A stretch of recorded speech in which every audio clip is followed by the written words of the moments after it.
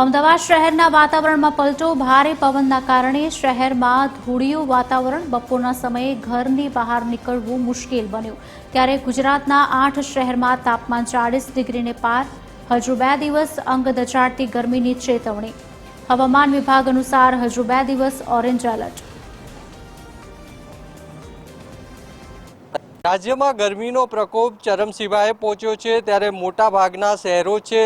તેનું તાપમાન 43 ડિગ્રીને પાર પહોંચ્યું છે। અમદાવાદના દૃશ્યો છે, અમદાવાદમાં પણ ગરમીનો પારો 44 ડિગ્રીને પાર પહોંચ્યો છે ત્યારે બપોરના સમયે ધૂળની ડમરીઓ સાથે ગરમ પવન ફૂંકાઈ રહ્યો છે, જેના કારણે જે ટુ વ્હીલર ચાલકો પસાર થઈ રહ્યા છે તેને ભયંકર લૂનો સામનો છે તે કરવો પડી રહ્યો છે। આ બપોરના સમયે અચાનક વાતાવરણમાં પલટો છે તે આવ્યો હતો અને શહેરમાં ધૂળની ડમરીઓ સાથે ગરમ પવન છે તે ફૂંકાઈ રહ્યો છે, જેના કારણે જે લોકો બહાર નીકળી રહ્યા છે તેમને ભયંકર લૂ છે તેનો અનુભવ છે તે થઈ રહ્યો છે। મહત્વનું છે કે હજુ પણ આગામી 2 દિવસ સુધી રાજ્યમાં હવામાન વિભાગે ગરમીનો પ્રકોપ યથાવત રહેવાની આગાહી છે તે કરી છે ત્યારે અત્યારે શહેરમાં ધૂળની ડમરીઓ સાથે ગરમ પવન છે તે ફૂંકાઈ રહ્યો છે।